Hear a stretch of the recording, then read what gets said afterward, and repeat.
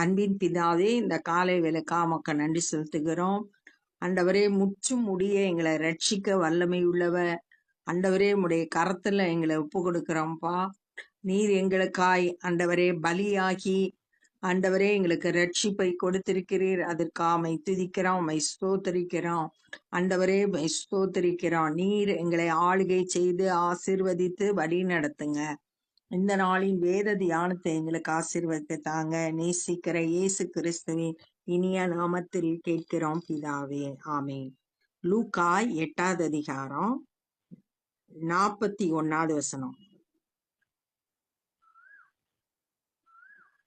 40வது வசனம். இயேசு திரும்பி வந்தபோது ஜனங்கள் எல்லாரும் அவருக்காக காத்திருந்தபடியால் அவரை சந்தோஷமாய் ஏற்றுக்கொண்டார்கள்.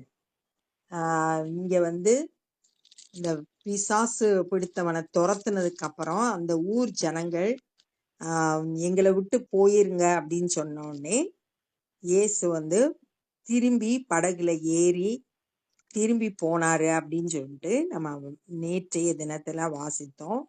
இப்ப ஜனங்கள் எல்லாரும் அவருக்காக காத்திருந்தாங்க, அவரை சந்தோஷமா ஏற்றுக்கொண்டாங்க.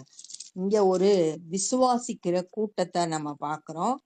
அவங்க இயேசுவை பார்த்தவொடனே சந்தோஷமா ஏற்றுக்கொண்டாங்க. அப்பொழுது ஜெப ஆலய தலைவன் ஆகிய யவிரு என்னும் பேருள்ள ஒருவன் வந்து, ஜெப ஆலயத்தோட தலைவன், அவர் அந்த ஜெப ஆலயத்துக்கு பொறுப்பா நிர்வாகம் பண்ணக்கூடியவர் யவிரு என்பவன் இயேசுவின் பாதத்திலே விழுந்து அப்படின்னு.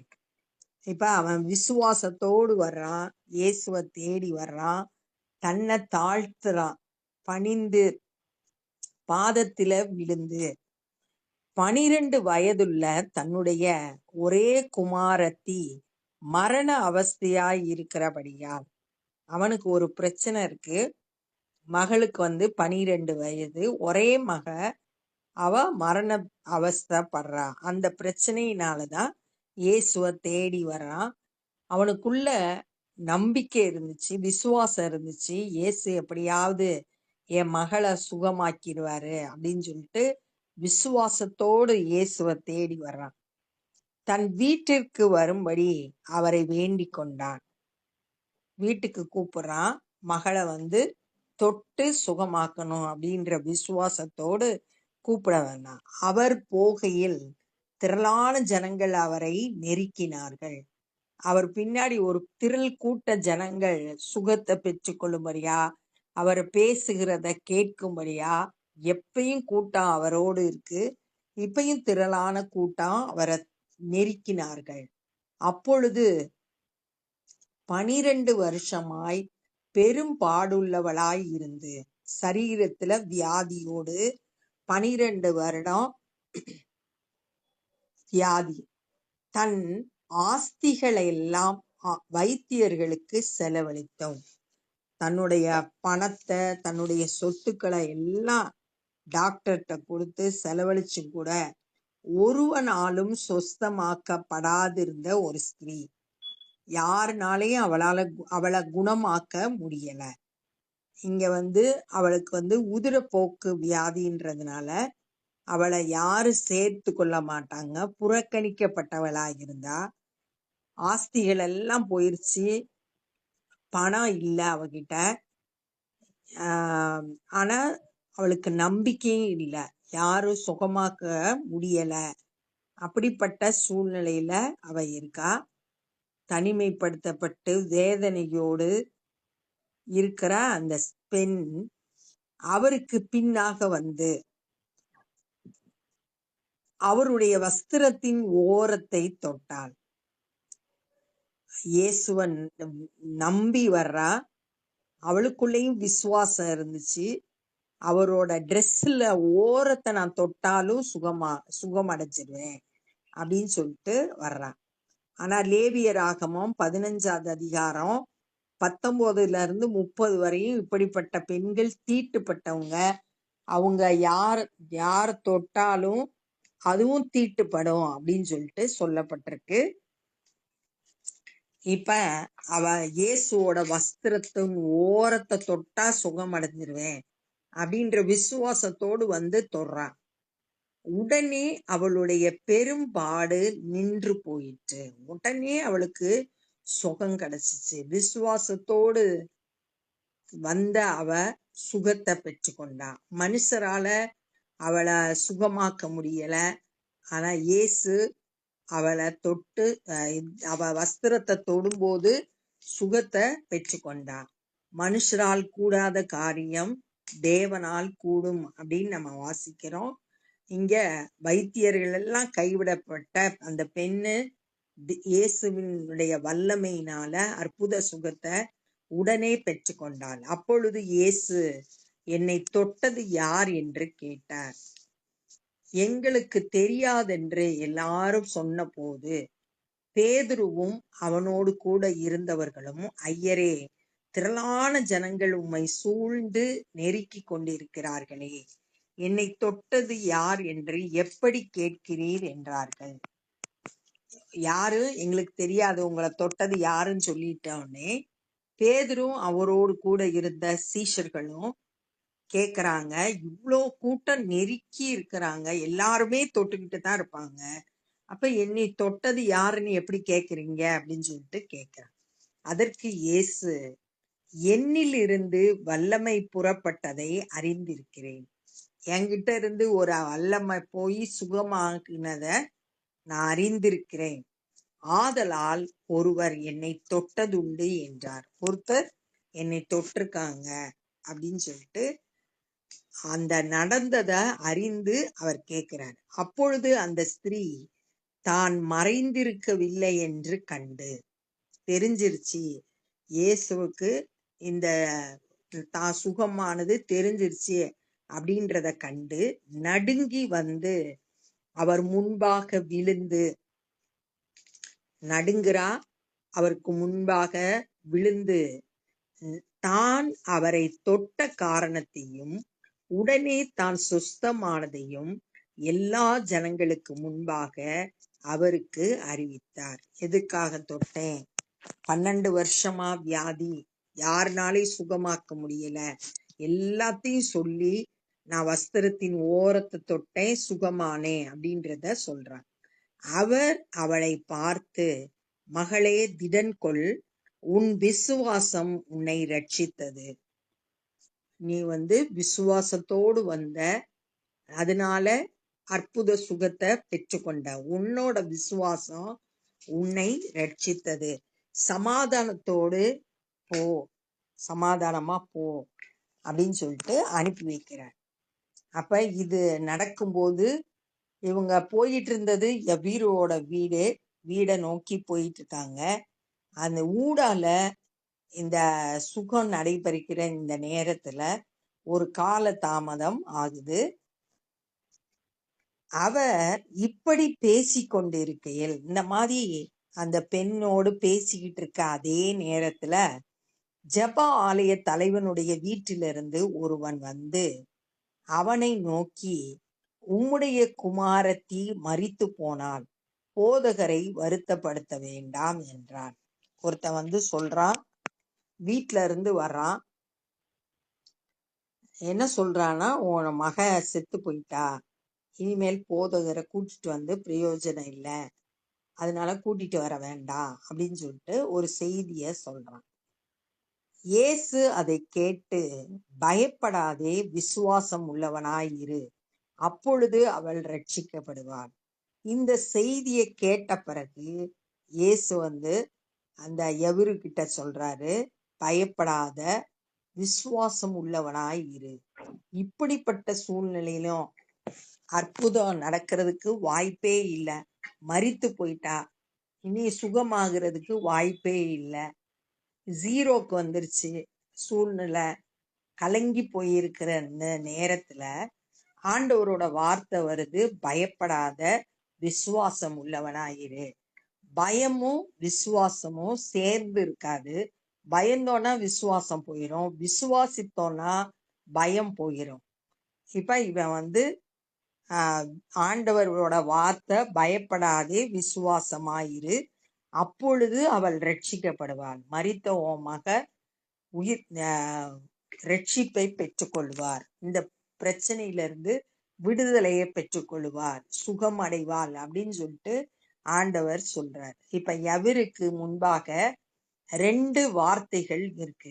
ஒண்ணு, மரித்து போயிட்டா உன் மக அப்படின்ற செய்தி வீட்ல இருந்து வருது. இன்னொரு பக்கத்துல இயேசுவோட வார்த்தை, பயப்படாத, விசுவாசமா இரு, அவள் ரட்சிக்கப்படுவாள்ன்ற வார்த்தை. இப்ப இது 2ல எவரு எதை நம்புறாரு அதுதான் முக்கியம்.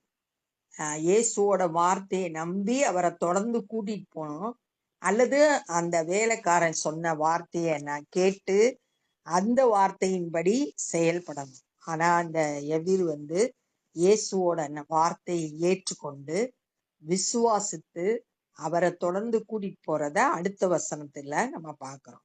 அவர் வீட்டில் வந்த போது அவரை கூட்டிட்டு போறான். தொடர்ந்து அவங்க போதகரை வருத்தப்படுத்த வேண்டான்ற வார்த்தைக்கு செவி கொடுக்கல. இயேசு சொன்ன பயப்படாதே, விசுவாசம் உள்ளவனா இரு அப்படின்ற வார்த்தையை, இயேசுவோட வார்த்தையை நம்பி போறான். அவர் வீட்டுக்கு வந்த போது பேதுருவையும் யாக்கோபையும் யோவானையும் பெண்ணின் தகப்பனையும் தாயையும் தவிர வேறொருவரையும் உள்ளே வர ஒட்டாமல் வீட்டுக்குள்ள 5 பேர் தான் கூட்டிட்டு போறார். பேதுரு, யாக்கோபு, யோவான், இவங்க 3 பேரும் இயேசுவோட 12 சீஷர்கள்ல இவங்களும் இருக்காங்க.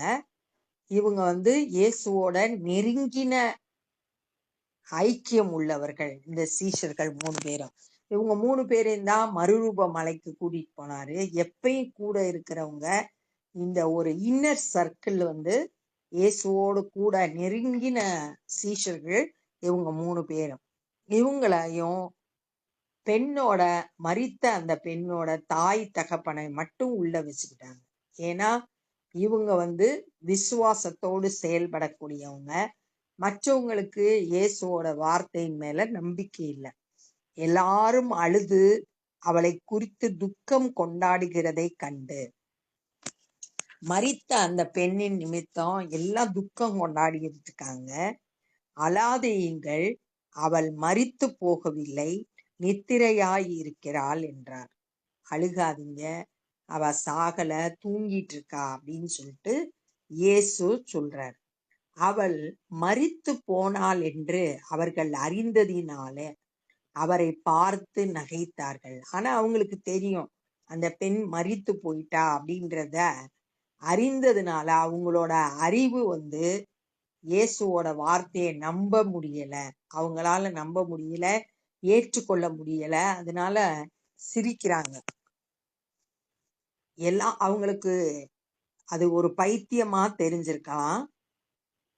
ஏன்னா இவங்க முன்னாடியே அறிந்திருக்கிறாங்க அவ மரித்து போனாள் அப்படின்றது. எல்லாரையும் அவர் வெளியே போக பண்ணி அவளுடைய கையை பிடித்து, பிள்ளையே எழுந்திரு என்றார். அந்த சிறு பெண்ணோட கையை பிடிச்சு பிள்ளையே எழுந்திரு என்றார். அப்பொழுது அவள் உயிர் திரும்ப வந்தது. இயேசுவோட வார்த்தைக்கு வல்லமை இருக்கு. அவரோட வார்த்தையை வெளிப்பட்ட உடனே அந்த மரித்த அந்த பெண்ணுக்கு உயிர் திரும்ப வந்தது. உடனே அவள் எழுந்திருந்தால் அவளுக்கு ஆகாரம் கொடுக்க கட்டளையிட்டார். அவளுக்கு சாப்பாடு ஏதாச்சும் கொடுங்க அப்படின்னு சொல்லிட்டு கட்டளை கொடுத்தார். அவள் தாய் தகப்பன்மார் ஆச்சரியப்பட்டார்கள். அவங்களுக்கு ரொம்ப ஆச்சரியமா இருந்துச்சு. மரித்த தன்னுடைய மகள் உயிரோடு எழுந்திருக்கிறத பார்க்கும்போது.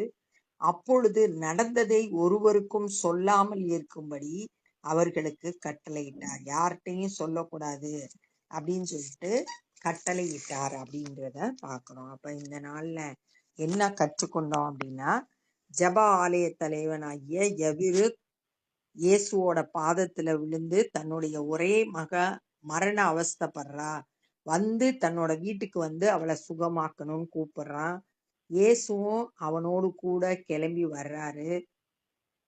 வர்ற வழியில 12 வருஷமா இரத்தப்போக்கு வியாதினால கஷ்டப்பட்ட ஒரு பெண்ணு தன்னுடைய சொத்தெல்லாம் வித்து வைத்தியம் பார்த்து கூட ஒருவரால சுகமாக்க முடியல.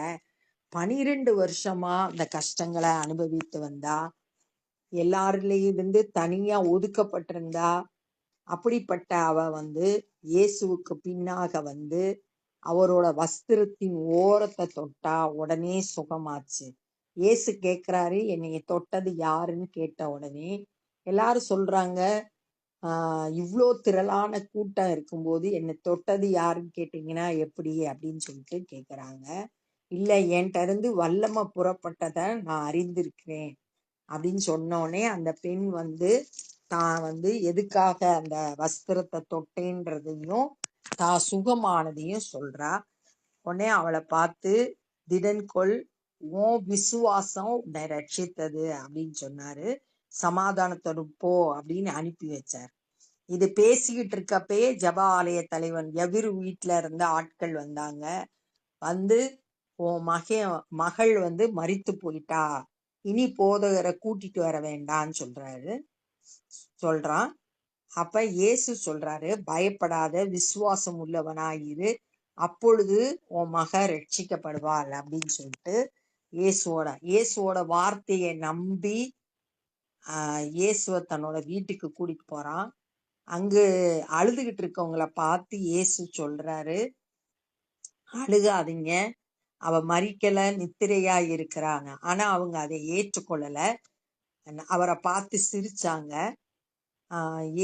இயேசு அந்த பிள்ளையோட தாய் தகப்பன், இயேசுவோட நெருங்கின சீஷர்களான பேதுரு, யாக்கோபு, யோவான், இவங்க மட்டும் வீட்டுக்குள்ள இருந்தாங்க. அப்ப இயேசு பிள்ளைய பார்த்து எழுந்துரு அப்படின்னு சொன்னாரு. சொன்ன உடனே அவளுக்கு உயிர் திரும்ப வந்துச்சு. அவர் எழுந்திருந்தா. அவளுக்கு சாப்பாடு கொடுக்க கட்டளையிட்டாரு. தாயும் தகப்பனும் ரொம்ப ஆச்சரியமா இருந்தது. யாருக்கும் சொல்லக்கூடாதுன்னு சொன்னாரு அப்படின்றத இந்த நாள்ல தியானித்தோம். நமக்கும் அப்படிப்பட்ட விசுவாசம் ரொம்ப அவசியம். அந்த பெரும்பாடுள்ள ஸ்திரீய போல விசுவாசம் நமக்கு தேவை. மனிதர்கள் கைவிட்டாலும் இயேசு நம்மளை கைவிட மாட்டார் அப்படின்ற விசுவாசம் வேணும். ரெண்டாவது, நெகட்டிவான வார்த்தையை அல்ல, இயேசு என்ன சொல்றாரோ அந்த வார்த்தையை நம்ம நம்பணும். மனுஷர் வார்த்தைகள் அல்ல, இயேசு என்ன சொல்றாரோ அந்த வார்த்தையை விசுவாசித்து பயத்தை புறம்பே தள்ளி சூழ்நிலைகளை பார்த்து பயப்படாமல் விசுவாசமா இருந்தா நம்மளோட வாழ்க்கையிலையும் இயேசு அற்புதங்களை செய்வார் அப்படின்றத இந்த நாள்ல நம்ம கற்றுக்கொண்டோம். இப்ப நம்ம ஜெபம் பண்ண போறோம்.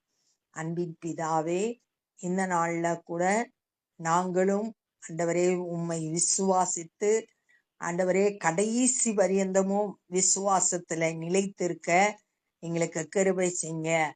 ஆண்டவரே, எதிரான சூழ்நிலைகள் இருந்தாலும் நாங்க பயப்படாம எல்லா சூழ்நிலையிலும் விசுவாசமாய் இருக்க, உம்மிடத்திலிருந்து அற்புதங்களை பெற்றுக்கொள்ள எசப்பா எங்க ஒவ்வொருவருக்கும் கிருபை தாங்க. ஆண்டவரே, நல்ல போராட்டத்தை போராடினேன், ஓட்டத்தை முடித்தேன், விசுவாசத்தை காத்து கொண்டேன் என்று பவுல் சொல்லுகிறது போல நாங்களும் ஆண்டவரே கடைசி பரியந்தமும் விசுவாசத்துல உறுதியா இருக்க கிருபை செய்யுங்க. ஆண்டவரே, சுவிசேஷ பணியை செய்கிற ஒவ்வொருவரையும் பலப்படுத்துங்க, பயன்படுத்துங்க. அநேகர் சத்தியத்தை அறிந்து உம்மை விசுவாசித்து ரட்சிப்பை பெற்றுக்கொள்ள கிருபை தாரும். நாங்களும் சுவிசேஷ பணியிலே செயல்பட உதவி செய்யுங்க. நேசிக்கிற இயேசு கிறிஸ்துவின் இனிய நாமத்தில் கேட்கிறோம் பிதாவே, ஆமென். என் ஆத்துமாவே கர்த்தரை ஸ்தோத்திரி, என் முழு உலகமே பரிசுத்த நாமத்தை ஸ்தோத்திரி. என் ஆத்துமாவே கர்த்தரை ஸ்தோத்திரி, கர்த்தர் செய்த சகல உபகாரங்களை மறவாதே. ஆமென். God bless you.